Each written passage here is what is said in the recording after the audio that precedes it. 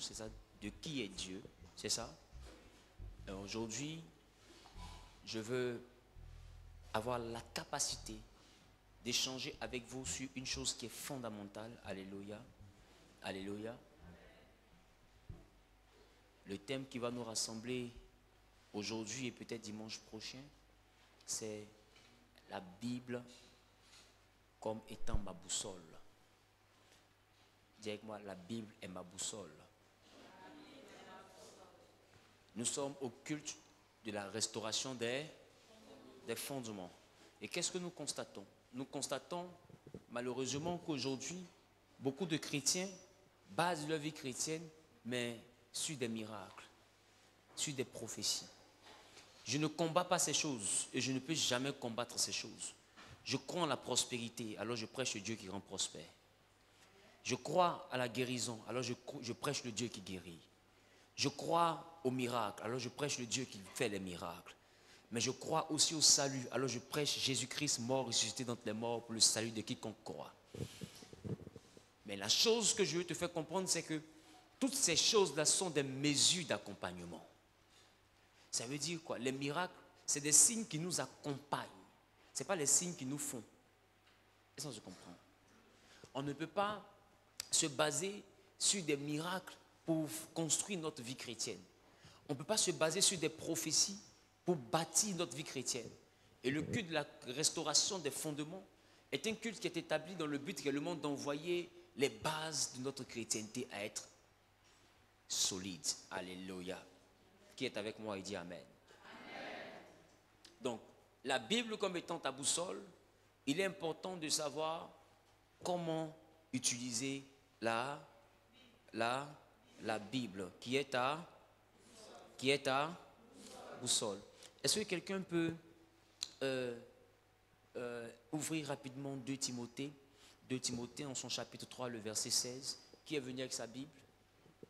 Qui est venu avec sa Bible? Qui n'a pas de Bible mais a ça dans son téléphone? Que Dieu te protège. Qui est venu avec sa Bible? Est-ce qu'on peut honorer la parole? Oui. Toute écriture est inspirée de Dieu et utile pour enseigner, pour convaincre, pour corriger, pour instruire dans la justice. Alléluia. Assieds-toi dans la présence de Dieu. Amen. Amen. Voilà. Donc, bien-aimé, le livre de Timothée dit que toute écriture est inspirée de Dieu. Est inspirée de Dieu. Regarde ton voisin, toute écriture est inspirée de Dieu. Et utile pour enseigner. Utile pour enseigner. Pour convaincre. Pour convaincre. Pour corriger. Pour corriger. Pour instruire dans la justice. Pour instruire dans la justice. Donc ça veut dire que la parole de Dieu, la Bible, vient pour faire quoi? Pour nous enseigner. Enseigner. Pour nous convaincre. Pour nous convaincre. Ça veut dire que quand tu n'es pas convaincu de quelque chose, qu'est-ce qui peut t'envoyer à comprendre et à avoir la conviction? La parole de Dieu. La parole de Dieu. C'est la raison pour laquelle la parole de Dieu est la boussole. C'est la raison pour laquelle celui qui veut avoir une vie chrétienne ne doit pas être basé seulement que sur la manifestation du Saint-Esprit, mais il doit être enraciné dans la parole, parce que s'il y a une chose qui est humaine, c'est le doute. Parce que l'homme majoritairement ne sait pas où aller. Il ne sait pas quoi choisir. Il ne sait pas quoi faire. Mais quand tu ne sais plus où aller, quand tu ne sais pas reconnaître le vrai du faux, quand tu ne sais pas reconnaître ce qui est bon et ce qui est mal, quand tout semble être flou autour de toi, il y a une boussole que tu peux avoir pour pouvoir avoir la conviction du chemin du Seigneur. C'est la Bible. Alléluia. Alléluia. Donc la Bible est un livre, mais pas un livre comme les autres. La Bible est un livre qui n'explique pas Dieu, mais qui révèle Dieu. Est-ce qu'on se comprend? Tu ne verras pas un chapitre de la Bible qui définit Dieu. Mais les chapitres de la Bible, les livres de la Bible révèlent la manifestation d'un Dieu. Au commencement, il créa. C'est-à-dire, on commence par ce qu'il a fait. On ne commence pas par expliquer qui il est. Parce qu'on ne peut pas expliquer qui il est. C'est pourquoi le dimanche dernier, le dimanche passé, je vous ai dit, dans le thème qui est Dieu, que Dieu est insondable, il est grand, il est souverain, il est le créateur. Personne ne peut le définir. Et ceux qui se comportent comme s'ils ont le diomètre, c'est eux qui ont l'unité de mesure de la diocité de quelqu'un. C'est-à-dire, il est de Dieu, elle est de Dieu, il n'est pas de Dieu, celle-là n'est pas de Dieu. En tout cas, qu'il soit fortifié. Nous, on cherche Dieu. Nous, on cherche à le connaître. Donc, celui qui le connaît tellement jusqu'à il sait où il est. Je crois que le paradis doit être ta maison prochaine. C'est-à-dire que tu n'as plus rien à faire sur la terre. Parce que tous ceux qui sont sur la terre se posent une question. C'est qui est Dieu? Tout le monde cherche à connaître Dieu. Même quand nous venons à l'église, c'est pour découvrir encore une partie de lui qu'on n'a pas encore vue. Il y a toujours quelque chose à découvrir. Donc personne ne peut dire, je détiens toute la connaissance de Dieu. Alléluia. Donc la Bible n'est pas un livre qui explique Dieu, mais c'est un livre qui révèle Dieu, qui montre comment Dieu s'est manifesté dans la vie de certaines personnes. Alléluia. Alléluia. La Bible a été écrite en 3 langues. Nous avons l'hébreu, l'araméen et c'est bizarre, nous sommes au culte de restauration des fondements, mais je ne vois personne en train d'écrire. Tu sais déjà. Nous avons l'hébreu, l'araméen et le grec. Alléluia. Voilà les 3 langues qui ont permis l'écriture de la Bible. Alléluia. Et ce que je veux dire à quelqu'un aujourd'hui, c'est que lorsque nous marchons avec Dieu, amen, nous cherchons à comprendre 3 questions. Amen. La première question, c'est d'où je viens. La deuxième question, qui suis-je? La troisième question, où je vais? Voilà les 3 questions fondamentales de toute personne qui doit réussir avec Dieu. D'où tu viens? Et le d'où tu viens là, la Bible te donne la réponse. La Bible dit, tu n'étais pas encore dans le ventre de ta mère. Il y a quelqu'un qui te connaissait. C'est pourquoi j'ai commencé la restauration des fondements, mais en te parlant de Dieu. Parce qu'avant même que tu connaisses ton mari, que tu aimes tant, et c'est une bonne chose. Avant que tu aies des enfants pour lesquels tu es prêt à te sacrifier, et c'est une bonne chose. Avant que tu aies même une famille dans laquelle tu es né, et c'est une bonne chose. J'ai envie de te dire, il y a quelqu'un qui te connaissait. Nous ne sommes pas des terriens. Nous sommes des créatures célestes à qui Dieu donne un corps pour accomplir une mission ici-bas et il nous ramène dans sa présence. Le chrétien qui vit et qui commence à s'attacher au monde, à la terre, n'a rien compris du but de Dieu. D'où viens-tu? Tu viens de la présence de Dieu. Il dit à Jérémie, tu n'étais encore qu'une masse informe, mais Dieu te connaissait. Et je t'avais déjà établi quoi? Prophète des nations. C'est-à-dire que devant le trône de Dieu, Jérémie était déjà prophète, avant même d'être dans le ventre de sa mère. Donc tu vois que quand tu comprends le d'où tu viens, de cette réponse n'a peut sortir qui tu es. Jérémie pensait que sa vie était dans la maison de son père. Mais alors quand son créateur va le rencontrer, il va lui dire, avant même ton papa, moi je te connaissais et je t'ai établi pour que tu sois quelqu'un que je te dis maintenant, c'est être un prophète. Aujourd'hui, si nous errons sur la terre, c'est parce que la deuxième question n'a pas de réponse. Qui suis-je? Nous tournons. Tu essaies d'être une commerçante. Après, tu essaies de passer concours pour devenir policier. Après, tu cherches à devenir douanier. En réalité, tu te cherches. Qui me comprend? D'autres moments ont tellement échoué qu'ils 2 jours, ils essaient de devenir pasteur. C'est-à-dire que même dans pasteur, il y a 2 deviennent grouillés. Ça devient Josie. En réalité, tu te cherches. Tu es dans telle affaire, ça ne marche pas, tu laisses, tu vas ailleurs. La réponse, c'est que tu te demandes, qui suis-je? Quand cette réponse-là est claire dans ton esprit, tu ne t'attends plus. Mais laisse-moi te dire, la Bible, le Dieu duquel parle la Bible, ce Dieu-là peut te dire qui tu es, parce que c'est lui qui est le créateur de ta personne, c'est lui qui est ton concepteur. J'ai envie de dire à quelqu'un, lorsqu'un véhicule de marque Mercedes a un problème, la personne la mieux habilitée à réparer ce problème-là, c'est la maison Mercedes. C'est ça, non? Parce qu'avant que cette voiture-là ne sorte pour que tu l'achètes, il y a quelqu'un qui la connaissait déjà. Bravo. Il y a des voitures qui ne sont pas encore sorties, mais le directeur de Mercedes connaît déjà cette voiture. Qui comprend un peu le processus de Dieu? Il connaît déjà cette voiture. Il sait qu'elle va fonctionner pas avec le carburant, mais avec l'électricité. Qui me comprend? Il sait peut-être que la voiture va fonctionner, mais pas avec le carburant, mais avec peut-être de l'eau. La technologie avance. Il y a des voitures qui ne sont pas encore sorties, qui n'ont pas encore été produites, mais les constructeurs, c'est-à-dire ceux-là même qui ont les maisons automobiles, savent déjà que ces voitures-là doivent sortir. C'est planifié. Qui me comprend un peu? C'est ça, on dit, tu n'étais pas encore dans le ventre de ta mère que je te connaissais. Et ils savent toutes les pièces qui vont intervenir dans la voiture. Qui me comprend? C'est le jour pour fabriquer là, qu'ils n'ont pas encore décidé. Et des fois, ils ont mis ça dans 5 ans, dans 10 ans. Quand vous regardez les iPhones, vous pensez que c'est la veille, ils ont dit, ils vont faire sortir iPhone 12.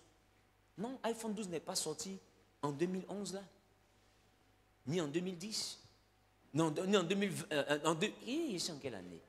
En 2021 ou en 2020. Le iPhone 11, peut-être qu'il est sorti même en 2017, peut-être même 2016.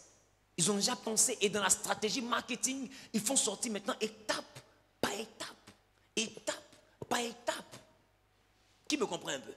Mais avant que ça ne soit sur le marché, ils connaissaient déjà cet appareil. Ils connaissent quelles fonctionnalités ils vont mettre. Ils connaissent quelles fonctionnalités ils ne vont pas mettre. Tout est déjà sur papier. Et c'est de ça que je te parle. Avant que tu ne viennes sur la terre, il y a déjà un document qui parle de toi, dans lequel on t'a défini, dans lequel on te connaît, dans lequel on connaît dans quel domaine tu vas réussir. Il y a déjà un document. On appelle ça le livre de vie. Dans le ciel, il y a un livre.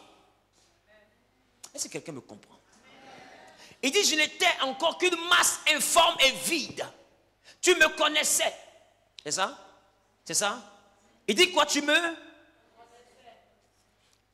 connaissais. Et dans ton livre, amen. Venons, on va lire.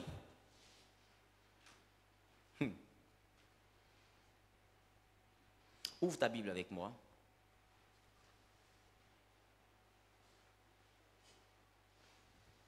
Jérémie 1,5.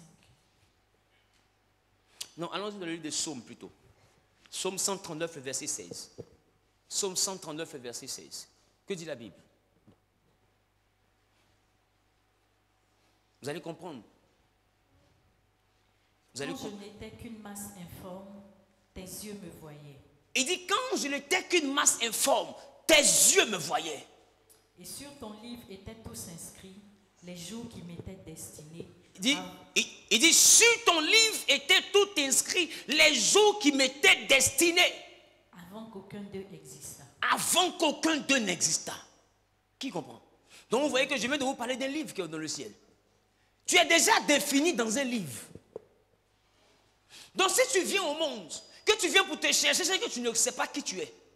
Et c'est que tu ne sais pas aussi d'où tu viens. Tu es déjà défini dans un livre. Et il dit, il y a un livre dans lequel tous les jours de ta vie ont déjà été écrits avant que le premier jour ne commence. Donc ce qu'on appelle la volonté de Dieu, là, c'est la capacité que nous avons de connaître le plan de Dieu dans le livre. Et quand tu connais ce que Dieu a écrit de toi dans le livre, la souffrance n'est plus sur ton chemin. Amen. Parce que dans le livre, il dit, je connais les projets que j'ai formés. Ces projets-là sont dans le livre. Qui me comprend? Maintenant, la souffrance, là, elle est le résultat de ton improvisation. Aujourd'hui, tu souffres sentimentalement. Mais c'est par rapport à quoi? C'est l'improvisation. Les gourmets que tu as eu, c'est donc pourquoi? C'est l'improvisation. Pourquoi? Parce que tu t'es dit, lui, la plaie, c'est le bon. Hein. Tu t'en vas, bim. Lui là, Bled, il est bon, tu t'en vas. Bim, qu'est-ce que tu cherches? Tu te cherches. Tu improvises. Qui me comprend? Il dit dans un livre, c'est pourquoi tout enfant de Dieu, sa prière fondamentale, c'est la volonté de Dieu. Seigneur, fais-moi connaître ta volonté. Parce que ta volonté, elle est écrite avant même que je ne vienne sur la terre. Est-ce que quelqu'un me comprend? Et la Bible nous permet de comprendre qu'avant qu'on ne vienne sur la terre, on existait quelque part. Et on avait déjà une identité. C'est pourquoi, même le verset que je viens de donner, on le tire d'où? De la Bible. C'est encore la Bible qui te fait comprendre qu'il y a un livre. Donc la Bible nous permet de répondre à 3 questions. Et même de comprendre, de savoir nous poser ces questions. Et de savoir prier pour avoir les réponses à ces questions. La Bible ne te parlera pas directement, mais elle te montrera le chemin pour mieux t'outiller dans ta prière. Est-ce que quelqu'un me comprend? Est-ce que quelqu'un me comprend? La Bible peut te parler de l'histoire de Jérémie. Mais au travers de Jérémie, Dieu va te donner une révélation qui te concerne pour savoir quoi demander pour ta vie. Est-ce que quelqu'un me comprend? Sinon, nous n'avons plus les mêmes besoins qu'au temps de Jérémie. On n'a plus les mêmes besoins qu'au temps d'Élie. Mais on utilise leur histoire pour comprendre un pan de notre histoire. Qui me comprend? C'est ça la révélation de la parole de Dieu. C'est ça le mystère de la parole de Dieu. Donc la Bible nous aide à répondre à 3 questions. La première question, d'où je viens? La deuxième question, et la troisième question. Et c'est là que la Bible dit, il appartient à un homme de mourir une seule fois. Après quoi vient le jugement. Ça veut dire que nous tous qui sommes ici, là, il y a un endroit sûr où nous tous on va.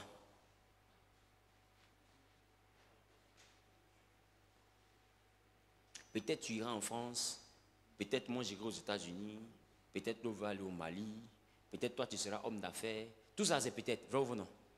Mais il y a un endroit où c'est sûr. On monte en descend. Nous tous ici, là, on a ce même futur. Là.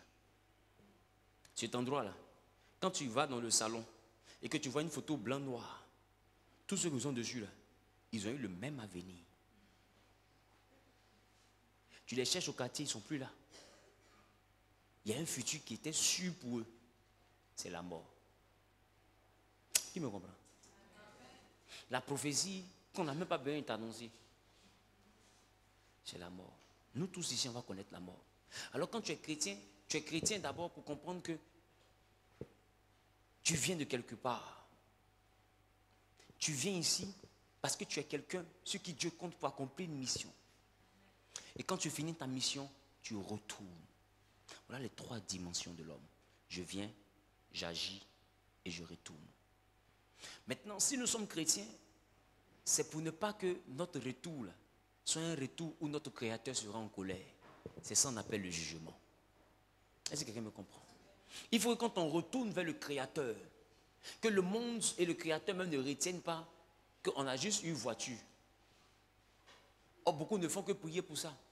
Tu veux voiture. Il ne faut pas que le Créateur retienne que tu as juste dormi dans le studio. 2 ans de prier, je veux enfin avoir ma maison, je veux un studio. C'est ça seulement ta priorité. Il y a plus sérieux que ça. La mission à laquelle il t'appelle. Ton Dieu t'appelle. Il t'a fait venir sur la terre. Ce n'est pas pour errer. Il dit qu'il connaît les projets qu'il a formulés pour toi. Ce que tu dois chercher à faire pour être épanoui, c'est rentrer dans ses projets. Alléluia. Rentrer dans ses projets. Quelqu'un dit rentrer dans ses projets. Quelqu'un dit rentrer dans ses projets. Alléluia. Bien-aimé, je veux t'inviter à ouvrir le livre de Jean, le chapitre 14, le verset 12. Que dit la Bible?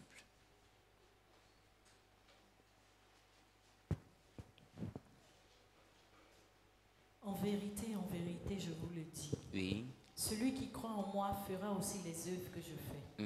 Et il en fera de plus grandes. Oui. Parce que je m'en vais au Père. Et tout ce que vous demanderez en mon nom, je le ferai. Alléluia. Alléluia. Donc, bien aimé, nous pouvons résumer la Bible en 2 livres. Pour vous qui voulez apprendre à étudier la Bible est résumée en 2 livres. Il y a 2 tomes. En réalité, la Bible, c'est tome 1 et puis tome 2. Tome 1, c'est ce qu'on appelle l'Ancien Testament. Le tome 2, on l'appelle le le Nouveau Testament. Alléluia. Alléluia. Et quand tu prends ta Bible et que tu pars de Genèse jusqu'à Malachie, tu comprends que tous ces livres-là sont des livres qu'on appelle l'Ancien Testament. Ce sont les livres de la loi. Là où le Messie n'est pas encore venu, Jésus n'est pas encore né. Jésus, son histoire commence à partir de Matthieu. Quelqu'un me comprend? À partir de Matthieu. Et son histoire est citée dans 4 livres qu'on appelle l'Évangile. Amen. Ces 4 livres-là, c'est Matthieu, Marc, Luc et Jean. Voilà les 4 livres qui parlent de Jésus. Donc quand tu es chrétien, les 4 livres qui doivent t'intéresser d'abord, Matthieu, Marc, Luc et Jean. Parce que tu es chrétien, parce que tu es sorti de Christ. Il faut déjà savoir qui est Christ. Beaucoup sont ici, mais n'ont jamais pris le temps de lire ces 4 livres. Tu les vois en train de lire Exode. Ils connaissent Moïse. Mais l'histoire de Jésus même, ils ne connaissent pas. Un chrétien, il y a une histoire, même quand il dort, quand on le réveille, on le gifle, et puis on dit, dis. Il peut dire, c'est l'histoire de Jésus. Même s'il dort, qu'on verse l'eau sur lui, il se réveille, il peut expliquer. C'est l'histoire de Jésus. Parce qu'on est chrétien à cause de Jésus. On n'est pas mosaïque. On n'est pas des Éliens, ni des Josiestiens. Nous sommes des chrétiens. Et ça vient de Christ. Nous ne sommes pas des Abrahaméens. Pour dire que c'est la vie d'Abraham qu'on doit maîtriser. Tous ces hommes-là, Jésus dit, ils étaient grands, mais ils ont aspiré voir un jour. C'était le jour de lui, sa venue. Donc ça veut dire que toi qui as la capacité de savoir ce que lui il a fait quand il est venu. Normalement, Abraham, si tu apprends Abraham, c'est pour ton instruction personnelle. Parce que Jésus, lui seul, il résume toute la Bible. Est-ce que quelqu'un me comprend? La personne sur qui tu dois te concentrer, c'est la personne de Jésus. L'Ancien Testament parle des patriarches, parle des déportations, parle de l'esclavage, parle de la loi, parle de la déportation, parle réellement des prophéties, parle réellement de l'histoire peut-être d'une femme stérile, de tout ce qui concerne l'Ancien Testament. Amen. Mais à partir de Matthieu, nous rentrons dans la manifestation de la grâce. Là où la parole de Dieu se fait chair. Parce que l'Ancien Testament est là où il y a eu la désobéissance. Mais le Nouveau Testament est là où il y a eu la solution à la désobéissance. Dans l'Ancien Testament, il est question d'un homme qu'on appelle Adam et d'une femme qu'on appelle Ève. Ils ont péché contre Dieu et Dieu s'est fâché. Et Satan a eu la domination sur les hommes. Et les hommes sont devenus esclaves du diable. Le diable s'est accaparé de la terre que Dieu avait donnée aux hommes. Alléluia. La Bible dit, plus tard, les hommes vont avoir des désirs qui n'étaient pas la gloire de Dieu. Et Dieu va décider de les détruire. Mais il y a un qui va trouver grâce. On l'appelle Noé. Et Dieu décide de continuer l'histoire avec lui. Donc quand tu finis de maîtriser l'histoire de Christ, connaître l'origine, comment tout a commencé est important. Est-ce que quelqu'un me comprend? C'est la raison pour laquelle un enfant de Dieu véritable, il doit comprendre que la Bible est sa boussole. Ce n'est pas les prédicateurs ta boussole. Chaque prédicateur prêche par rapport à la révélation qu'il a reçue de Dieu. Mais l'histoire qu'il est en train de prêcher là, toi-même tu dois la connaître pour savoir si ce qu'il est en train de prêcher là est équilibré ou s'il est en train de te mentir. Amen. Mais le gars il te donne un verset, le jour il te dit là, c'est le jour là tu découvres le verset. Il prêche des, il te ment. Il prêche, qui me comprend? Il ne prêche rien. Et tu dis amen à des choses normalement que tu n'aurais même pas dû valider. Parce que tu ne connais pas l'histoire. Qui me comprend? Qui me comprend? Donc, quand Noé accepte la pensée de Dieu, il est question maintenant de la restauration d'un nouveau monde. Et la Bible dit, les hommes vont commencer à se multiplier, mais bizarrement encore, il y aura encore le mal. Parce que Dieu s'est dit peut-être qu'en détruisant et puis en prenant quelqu'un qui est bien, le bien va rester. Mais le mal était déjà dans les gènes. Qui me comprend un peu? La Bible dit qu'ils vont parler un même langage, parce qu'ils viennent maintenant d'un seul père, c'est Noé. Ils vont parler le même langage. Alors il va paraître un roi qu'on appelait Nimrod. Et Nimrod va décider à ce que les hommes puissent construire une tour pour aller rencontrer Dieu chez lui là-bas. Et c'est là que Dieu va descendre pour confondre les langages. Et tout ce qui est langue va apparaître. Donc c'est pour dire qu'aujourd'hui, si je demande pourquoi quelqu'un parle allemand, pourquoi quelqu'un parle juif, hébreu, pourquoi quelqu'un parle anglais, pourquoi quelqu'un parle français, toutes ces choses la Bible explique. La Bible explique que c'est pendant la décision de la tour de Babel que Dieu va créer les langues. Tu vois qu'il y a des réponses à la vie même que la Bible te donne. Qui me comprend? Et c'est là que les hommes vont commencer à pouvoir faire quoi? Parler diverses langues. Et quand on quitte cette dimension de Nimrod, on constate que plus tard, dans la descendance de Sem, Dieu va choisir un homme. Et cet homme-là réellement sera Abraham. Et avec Abraham, Dieu décide maintenant, en dehors de l'alliance de Noé, de bâtir maintenant une alliance qu'on appelle l'alliance abrahamique. Est-ce que quelqu'un me comprend? Et Dieu décide avec Abraham réellement d'avoir pour lui un peuple. Puisque tous les peuples parlaient plusieurs langages. Alors Dieu va décider réellement de descendre et de commencer à former lui-même son propre peuple. Alors qu'est-ce qu'il va faire? Il va prendre un homme qui n'avait pas d'enfant. Qui me comprend? Il va prendre un homme qui n'avait pas d'enfant. Pourquoi? Parce que si Abraham a la capacité d'avoir des enfants, ce peuple n'appartient pas à Dieu, il appartient à Abraham. Voilà pourquoi l'histoire d'Abraham commence par la stérilité de sa femme. Cet homme n'a pas d'enfant. Et qu'est-ce que Dieu veut lui promettre? Un enfant. Pour dire qu'en réalité, comme vous n'avez pas d'enfant, normalement vous devez mourir à deux, sans descendance. Maintenant, moi, je vais vous donner des enfants pour que ces enfants-là deviennent mon peuple. Est-ce que quelqu'un me comprend? Est-ce que quelqu'un me comprend? C'est le même deal que Anne a fait. Donne-moi un enfant pour qu'il devienne ton prophète. Dieu donne un enfant à Abraham pour que les descendants deviennent son peuple. Donc Dieu n'était pas le Dieu de toute la création. Il a choisi un homme à qui il a offert un enfant. Et puis cet enfant devait maintenant créer le peuple qui allait appartenir à Dieu. Et ils ont commencé à faire le peuple. Et l'enfant s'appelait Isaac. Isaac a eu 2 fils, Jacob et Ésaü. Et Jacob a eu 12 fils et une fille qu'on appelle Dina. Et les 12 enfants de Jacob, c'est qu'ils sont devenus les 12 tribus d'Israël. Quelqu'un va se demander dans les 12 tribus d'Israël, normalement les enfants de Jacob, je ne vois pas Ephraïm et Manassé. Ephraïm et Manassé viennent d'où? Ils viennent de Joseph qui a été vendu. Et en Égypte, Joseph a eu Ephraïm et Manassé. Et quand Jacob est arrivé en Égypte, la Bible dit qu'il va récupérer Ephraïm et Manassé et il va les bénir. Et quand il va les bénir, Ephraïm et Manassé vont devenir aussi des tribus. Est-ce que quelqu'un me comprend? Voilà comment on se retrouve à un peu plus de 12 tribus. On se retrouve à presque 13.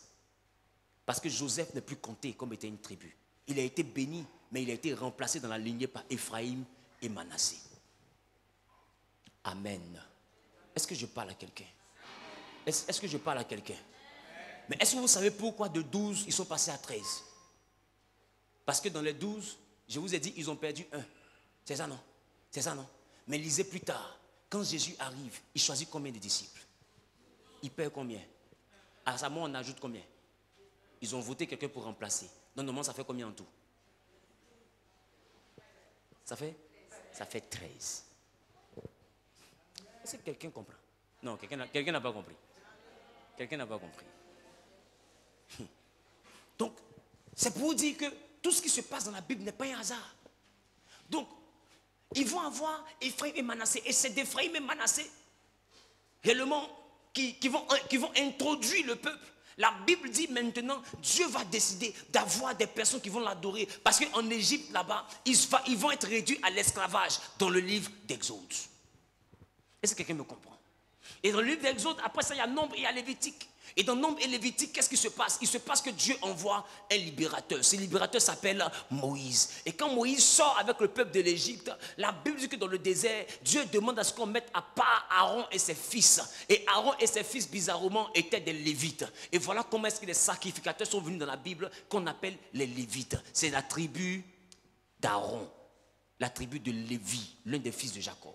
Donc la Bible n'est pas un hasard. Il te faut savoir toutes ces choses. Qui me comprend? Qui me comprend? Jésus est le lion de la tribu de Judas. Judas là, c'est qui? Tu ne sais pas. Donc c'est pour te dire, bien-aimé, un enfant de Dieu véritable doit savoir étudier la Bible. Savoir connaître la Bible, parce que la Bible est la boussole. Parce que prédicateur aujourd'hui, il y a trop. Message aujourd'hui, là, c'est nian. Doctrine, on ne peut pas s'en sortir. D'autres même prêchent, mais qu'on doit devenir comme Salomon, on doit avoir 30 000 femmes. D'autres même se sont levés 2 jours là. Il faut que le garçon se marie. Garçon. Chacun pour lui. Il peut s'asseoir, Dieu nous pousse. Donc si dans ce monde où la normale commence à être prêchée comme s'il était normal, toi qui n'as pas la connaissance de la Bible, tu iras où? Comment tu fais pour savoir si tu es dans du vrai ou si tu es dans le pain? D'autres m'arrivent dans des endroits, on te dit tiens, il faut prendre poudre, il faut prendre action prophétique. D'autres, je vais mettre huile sur toi, il faut que tu sois nu. Ah, dama, on peut faire ça. Non, je vais prendre l'huile, il faut que je puisse poindre. Donc pour que l'huile rentre bien. Là, une fois que l'huile est rentrée, là, c'est fini. De l'extérieur, comme de l'intérieur. Tu oins. Tu oins. Même quand tu pètes, c'est l'onction qui sort. Ah, tu veux qu'on dise quoi? Et il y a des stupides qui vont là-bas. En réalité, stupides, pourquoi? Parce que bibliquement, ces personnes ne sont pas fondées. Donc leur intelligence est limitée par leur ignorance. Voilà pourquoi je parle de stupidité. Parce qu'ils ont une limite, la limite de la connaissance. Bien-aimé, ne permets pas, si tu ne veux pas être une victime, sois un sachant. Tu ne veux pas être une victime, sois un sachant. Apprends. Parce que tu n'as pas le choix. C'est le Dieu d'Abraham que tu as choisi. Si le Dieu encore tu ne le connais pas, mais au travers de sa Bible, comment tu fais pour le suivre? Là où il y a église partout aujourd'hui. Et se réveille, ex-combien de nouveaux prophètes. Dieu m'a appelé. Tu vas faire comment? Dieu l'a appelé, Dieu l'a appelé. Maintenant, dans Dieu l'a appelé, là, tu vas maintenant faire de prophétie, mais il enlève poudre. Est-ce qu'ils n'ont pas fait délivrance du pasteur même? Qui me comprend? Quand tu es instruit, il y a des actions prophétiques, quand toi-même tu regardes là. Mon ami. Attends, laisse ma tête. Oh, laisse ma tête, tu vas m'énerver. Laisse ma tête, je vais partir à la maison. Je voulais prier, je ne savais pas que c'était un truc comme ça. Comme je viens de voir là, hein, je m'en vais, hein, je reviens. Parce que tu connais. Mais quand tu ne connais pas, là, tu es victime d'abord avant de comprendre. Qui me comprend? C'est pourquoi le culte de restauration de fondement est important, c'est vital pour toi. Regarde, tu te cherches tellement que partout tu vois qu'on te dit qu'il y a un peu de Dieu net, tu t'en vas là-bas. Parce que tu veux que t'en sortir et Dieu sait que tu veux t'en sortir. Mais il dit à celui qui me cherche, je me laisserai trouver. Pourvu qu'il me cherche de tout son cœur. Ça veut dire qu'il ne faut pas chercher Dieu de tout ton ventre. Si c'est la faim qui te fait chercher Dieu, tu vas tomber sur le diable, tu vas l'appeler Dieu. Qui me comprend? Et beaucoup suivent des pasteurs parce qu'il y a témoignage. Ça, c'est la foi du ventre. Parce que tu te dis quoi? Si je vais là-bas, moi aussi, j'aurai travail. Le travail est plus important que ton salut. Tu penses que tous ceux qui travaillent là, c'est pas qu'ils sont enfants de Dieu? Satan aussi donne travail. Satan aussi donne maison. Satan donne voiture. Tu veux réussir, mais à quel prix? Quand tu veux réussir sur la base du Dieu d'Israël, c'est la Bible qui est ta boussole. C'est la Bible qui est ta boussole. Il est écrit, aide-toi et le ciel t'aidera. C'est la preuve que tu es un vrai païen. Parce que ça n'a jamais été écrit quelque part. Tu ne connais même pas, tellement pas la Bible que tu inventes des versets bibliques. Dieu m'a étonné. Il appelle Gabriel. Gabriel! Ce jour-là, quand il appelait, Gabriel tentait de manger et puis... Oui, le vieux. Viens ici. Bon, le verset la fille avait de dire là, c'est écrit vers où? Parce que moi, ma parole là, depuis là, je cherche, apparemment, je ne trouve pas. Gabriel dit, elle a dit quoi? Que aide-toi et le ciel t'aidera. Il dit, dans ton livre là, bon, fouillons, c'est pas sur page blanche là. Ça y est, au ciel, eux, ils sont étonnés. Et tu viens d'inventer une Bible.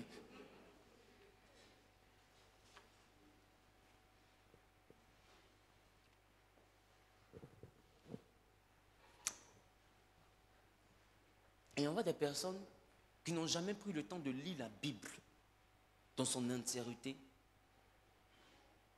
et qui commencent à soi-disant prêcher sa révélation. Mon ami, avant de nous prêcher, là, assieds-toi. Prends des Genèses jusqu'à Apocalypse. Parce qu'une vérité connue à moitié te fait vivre dans un mensonge total. Assieds-toi de Genèse jusqu'à Apocalypse. Tu lis tout. Si tu es énervé encore, tu reprends d'Apocalypse jusqu'à Genèse. Tu lis tout. Du jour où tu es inspiré encore, tu reprends de Genèse jusqu'à Apocalypse. Tu lis tout. Mais toi qui lis Jérémie, après tu es dans le livre Marc, tu es dans le livre Luc, la Bible même est tellement désordonnée dans ta tête que tu vas nous expliquer quel désordre. Et je ne sais pas si on se comprend. Tu sais pas on est quitté où pour aller où. Tu sais pas on est sorti où pour rentrer où. Tu prends une phrase, tu nous expliques notre vie.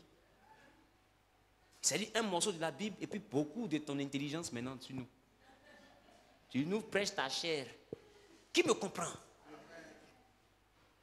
Un texte sorti de son contexte devient un prétexte.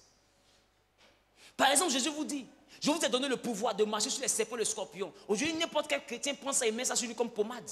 Tu prends Jésus parler à tout le monde. Il parlait à ses disciples, il ne parlait pas à la foule. Hein? Ou pas? Il ne parlait pas à tout le monde.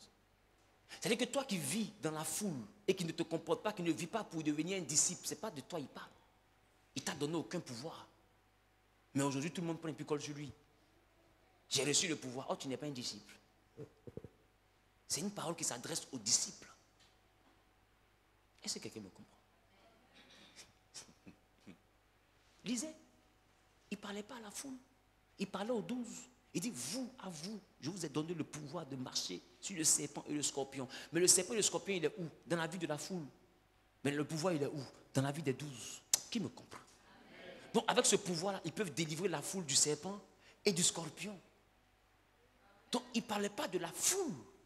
Il parlait de comment il avait outillé ses ouvriers à lui pour qu'ils aillent détacher la foule, les enlever dans les problèmes. Aujourd'hui, la foule prend ça. J'ai les pouvoirs. Tu tentes d'attaquer ta grand-mère. Tu auras Carrie. Et c'est pas ça qu'on se comprend. Elle va te frapper pour rien. Parce que tu n'as aucun pouvoir. Tu n'es pas disciple. Tu fais du zèle qui va te dévorer. Parce que simplement, tu as pris un morceau de la Bible pour coller sur toi comme tatouage. Un texte sorti de son contexte devient un prétexte. Donc, avant de prendre une parole, il faut te demander d'abord, est-ce que je suis dans le contexte de cette parole? Est-ce que je remplis les critères de cette parole? Est-ce que je suis conforme à la personne à qui la parole est adressée?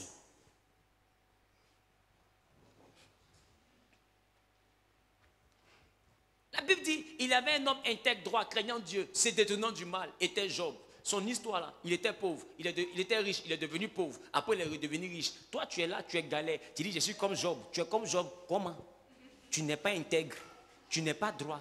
Tu es plus malhonnête que même le diable. Lui-même te regarde, il dit, quoi? On peut être voleur comme ça? Qui me comprend? Et puis toi, tu dis, depuis il ne travaille pas, c'est une épreuve. Même dans la vie de Job, Job va te dire, hey, tu es en bas là-bas, mon nom, il faut enlever ça dans ta bouche. Hein? Toi et moi, on n'a pas le même problème. On n'est même pas sur la même route. Tu sors ça de son contexte et puis tu viens mettre ça sur toi. Toi, tu es Job. De toute façon, la Bible a parlé de Job. Là. La Bible peut parler comme ça de toi. Tu n'es pas Job. Cherche à ressembler à Job. Tout comme Job, Dieu est en train de me prouver, il y aurait le centuple. Quoi? Attends, le centuple, tu veux pas le miltuple? C'est 100 seulement tu vas multiplier. Les chiffres ne s'arrêtent pas à 100, mon ami. Il y a milliard aussi. Il faut multiplier par milliard. Arrêtons. La vie de Job est pour ceux qui ressemblent à Job. Ceux qui sont intègres, droits. Ça veut dire que même quand tu es intègre, même quand tu es droit, on peut lutter pour te faire tomber. Mais Dieu est en train de t'expliquer par la vie de Job. Ne quitte pas ton intégrité, ni ta droiture, ni ta crainte de l'Éternel. Parce que tôt ou tard, tu vas remonter. C'est ce que la vie de Job est en train de nous enseigner. La vie de Job n'est pas pour les malhonnêtes. La vie de Job est pour des personnes qui luttent pour rester droites. Mais malgré cela, on lutte pour les rabaisser. Dieu dit, même si on lutte pour vous rabaisser, ne me reniez pas. Parce que Job n'a pas renié Dieu. On monte, on descend, vous allez remonter. Et vous aurez 100 fois ce que vous avez perdu. Voilà la vie de Job. Donc vous qui prenez Un morceau, c'est la fin de la vie de Job pour coller sur vous. Là. Prenez le premier verset. Là. Il y avait dans le pays doute. Voilà. Laissez le couteau, Dieu a donné le centuple. C'est le centuple. En fait, c'est la foi du ventre. Dieu a donné 100 fois ce que j'ai perdu. En fait, tu es venu pour faire recouvrement. J'ai un service de recouvrement, encaissement des dettes. Hein? Parce que je ne peux pas comprendre. Comment le chrétien s'arrange pour retenir seulement que ce qui va dans son avantage. Mais le début de Job l'a dit, il y avait dans le pays doute. Voilà comment ça commence. Il faut lire, maman. Job chapitre 1er, à partir du verset 1. Que dit la Bible? Quand les fondements sont renversés, le juste ne peut rien faire. Il faut que les fondements de ta vie chrétienne soient rétablis. Pour que Dieu aille avec toi dans la vérité. Pour la vérité et à la gloire de son nom qui t'élève. Quelqu'un dit Amen. Job dit quoi, maman? Il y avait dans le pays d'Ut. Non, attends, maman. Maman numéro 1, attends, maman va lire. Il y avait dans le pays d'Us un homme qui s'appelait Job, et c'était un homme intègre et droit. Continue. Il craignait Dieu et se détournait du mal. Ouais. Regarde comment son histoire commence. Maintenant, j'ai envie de te dire, dans le pays de Gagnon, toi tu es quitté là. Est-ce que dans ce pays-là, tu es intègre, tu es droit, tu crains Dieu, tu te détournes du mal? Et tu vas prendre tout ce livre-là pour mettre sur ta petite vie. Pardon, il faut chercher à être comme ça. Donc, le vrai chrétien, quand il lit la Bible, il ne lit pas où Job est devenu riche. Il lit ça là d'abord. C'est ça là qui a envoyé la suite là. C'est ceci qui envoie cela. Toi, tu prends cela et puis tu laisses ceci. Regarde ton comportement. Raccourci est trop bon au XXIe siècle. C'est la fin qui compte. Donc le chrétien va à la fin en même temps.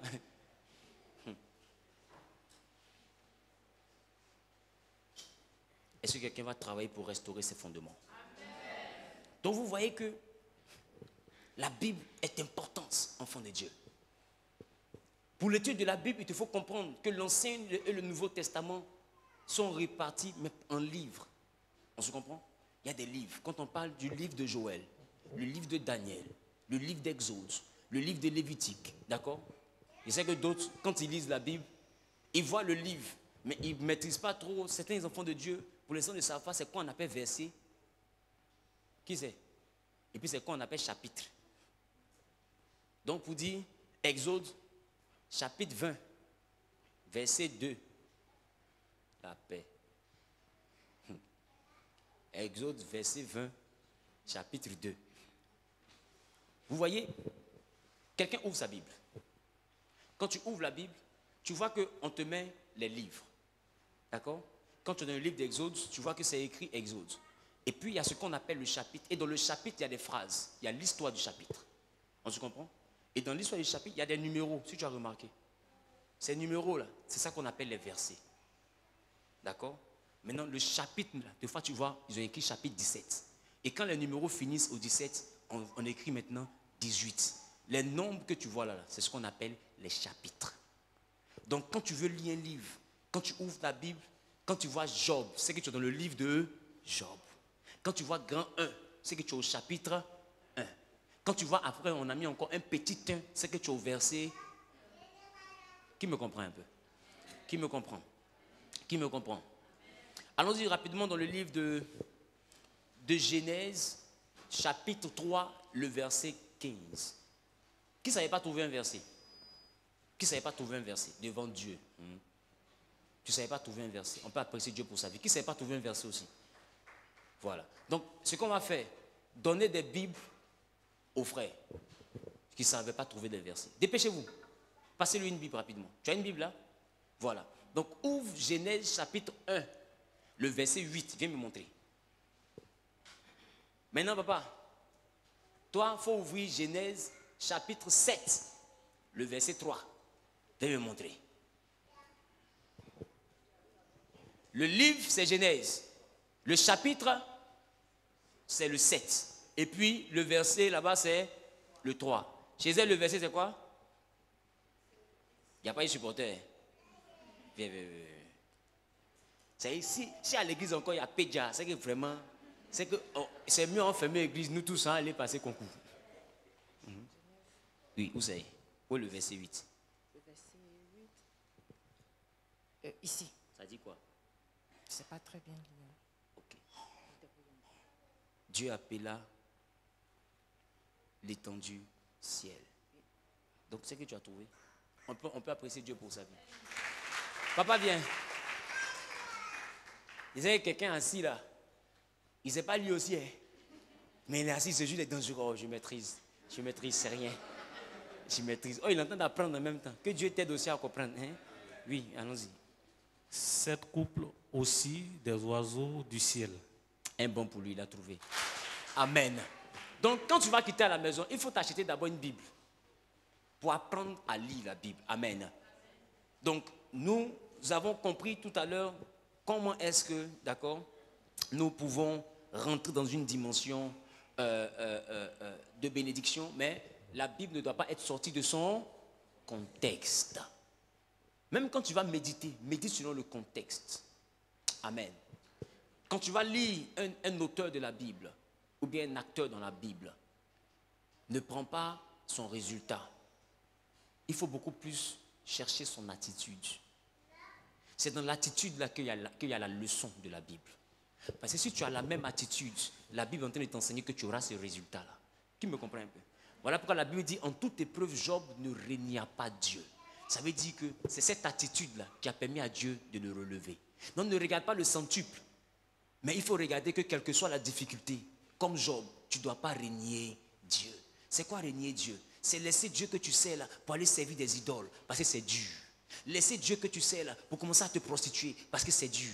Tout ça, c'est des formes, c'est des manières de régner Dieu.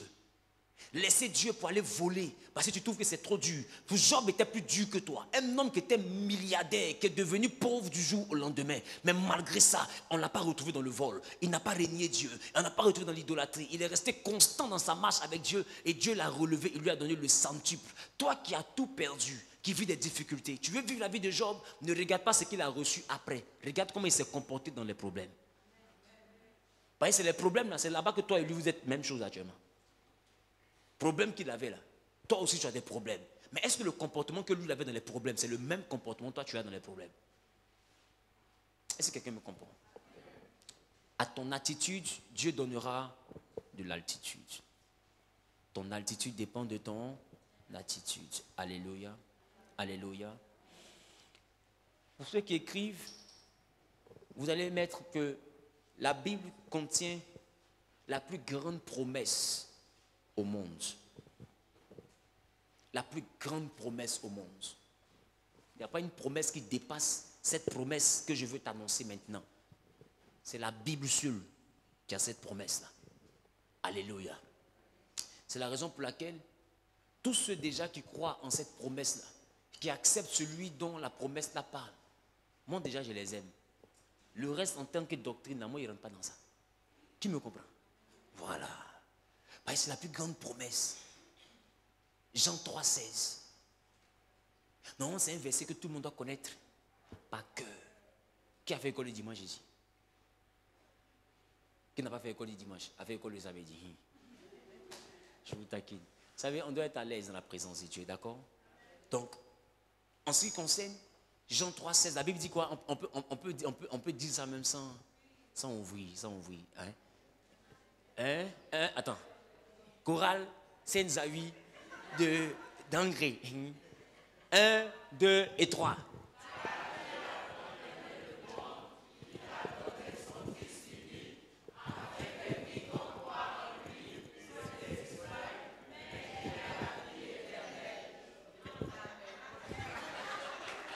Attends, je crois que j'ai raté ma vocation. Je devais être maître du cœur. Alléluia. Vous savez, désormais ici, là, on aura 3 versets qu'on récite avant de commencer la prédication. Et quand je finis là, je donne les 3 versets. C'est pas éloigné. Des fois, c'est dans le même chapitre. Tu dois bosser le verset. Quand tu reviens le dimanche prochain, on récite ça en cœur, même chose comme ça. Si tu veux, il faut mentir. Ça, c'est ton problème. Mais ceux qui sont en train d'apprendre la Bible comme ça, un peu, Dieu va aller loin avec eux. Amen ou pas amen? Amen ou pas amen? Quand vous me regardez en train de prêcher, vous pensez que c'est parce que j'ai imaginé la Bible, je l'ai lu. Donc, lis la Bible, envoie Dieu à te parler. Parce que tu lis l'histoire qui le concerne. Non, il va te parler. Alléluia. Je prie que Dieu te donne la force de lire la Bible au nom suprême de Jésus. Alléluia. Je peux parler encore? Je peux parler encore?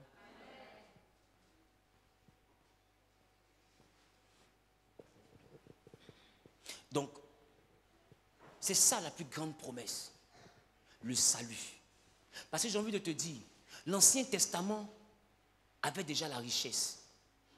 Dans l'Ancien Testament, les malades guérissaient déjà. Est-ce que vous savez ça? Les malades guérissaient déjà. Donc ça, ce n'est pas trop extraordinaire. Les morts ressuscitaient.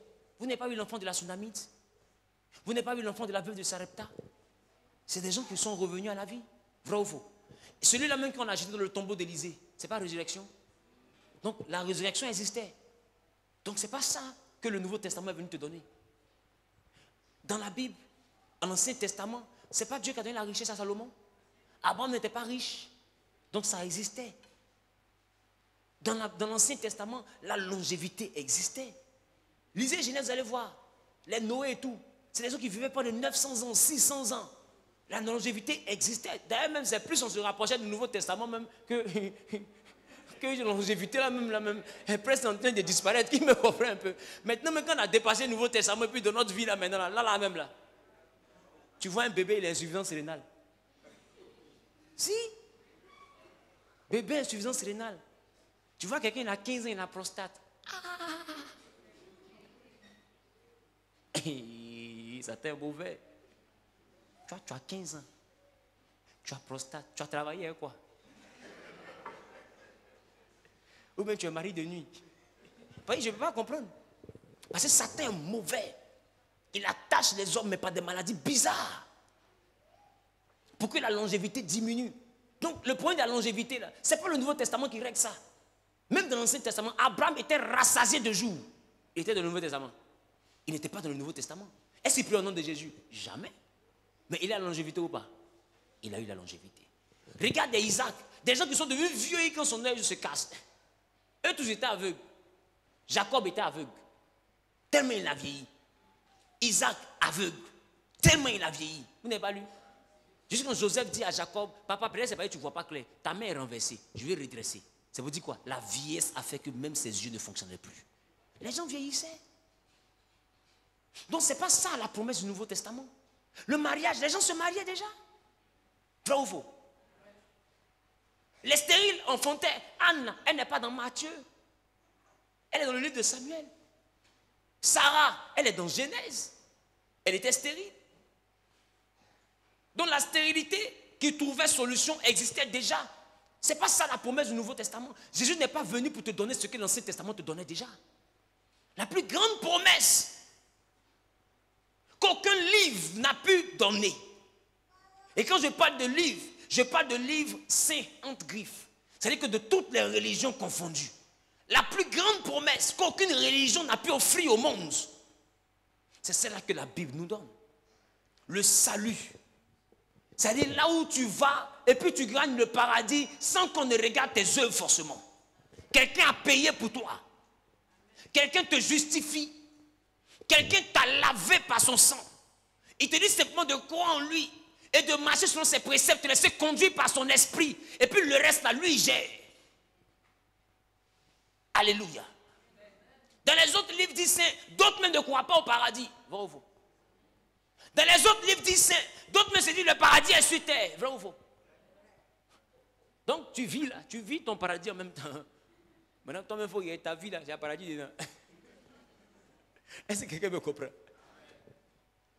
Mais nous, notre espérance est que, après notre mort, nous allons festoyer avec Dieu. Vous pensez que quelqu'un allait acclamer?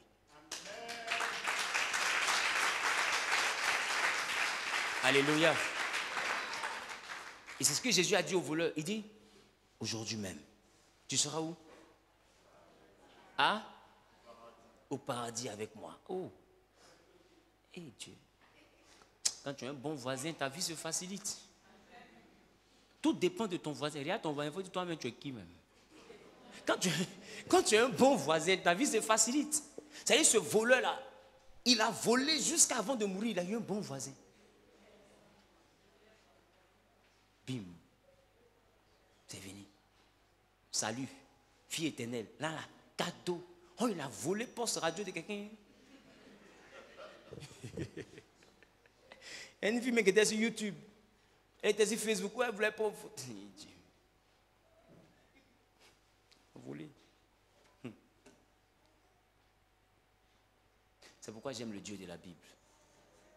Frères et sœurs, je vous exhorte par les compassions de Christ. Si tu n'as pas de Bible, il faut l'acheter.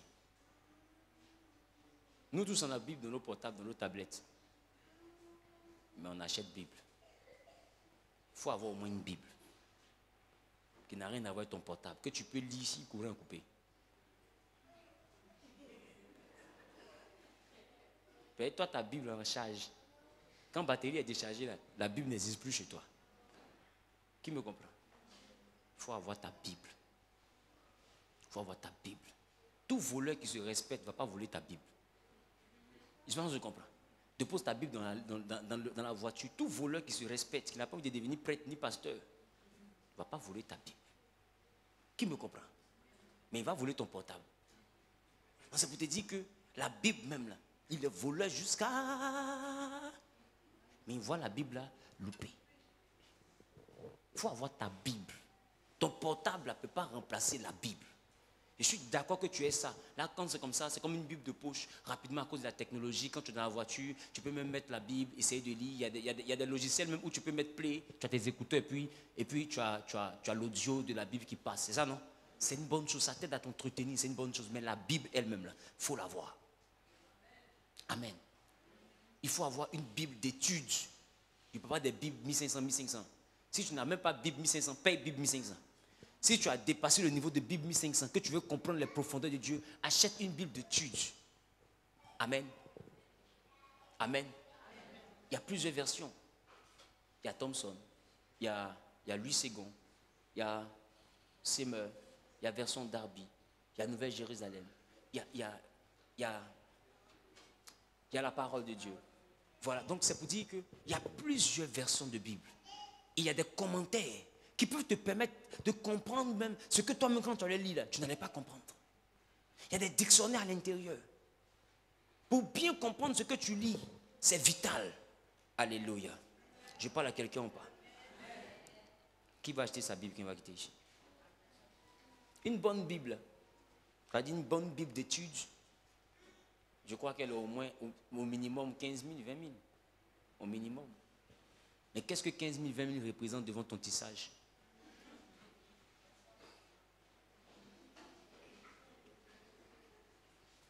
Devant ta pommade, tes talons, ton sac. Mon frère, ton parfum. Regarde ta montre. Tu n'as pas Bible. Regarde ton portable. Tu n'as pas Bible.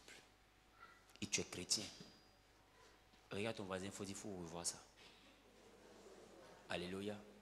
Le dimanche prochain, chacun doit venir ici avec sa Bible. Parce qu'il n'est pas l'argent, va prendre crédit. Paye Bible. C'est le Dieu de la Bible, c'est celui que tu comptes pour t'enlever ton problème. Mais tu n'arrives même pas à payer sa propre parole. Et puis toi tu dis tu vas construire l'église pour lui. C'est lui-même, c'est qu'il a sa parole là. Tu n'arrives pas à payer. Toi tu lui promets église, offrande. Je vais prendre soin de ton œuvre. Ah, on peut mentir comme ça. Qui me comprend? Avant de promettre château là, il faut payer Bible là d'abord. Tu n'as même pas Bible. Tu viens à l'église, on dit sortez les Bibles, tu dis ton coup sur ta voisine. Des fois quand tu ne la connais pas bien, tu regardes devant toi en même temps. Lisez, nous tous on va entendre, de toutes les manières ils vont lire. Non, quand tu es un enfant de Dieu sérieux, pendant qu'on lit, on dit tel verset, tu cherches en même temps. Et puis tu lis avec nous. Et puis des fois même tu marques, tu mets un petit papier pour caler parce qu'après, tu vas aller à la maison, tu vas revoir les versets, tu vas relire, comprendre. Et Dieu va t'envoyer dans toute la vérité. Il y a ce que le pasteur prêche et puis il y a ce que Dieu lui-même veut te dire. Et des fois, Dieu s'appuie sur ce que ton pasteur est en train de te prêcher là, pour te parler à la maison. C'est pourquoi des fois quand tu es en train d'écouter un message, tu sens que ça te parle directement, c'est ça non? Mais j'ai envie de te dire, ce que Dieu veut te dire directement, il ne finit pas ça à l'église, il finit ça à la maison.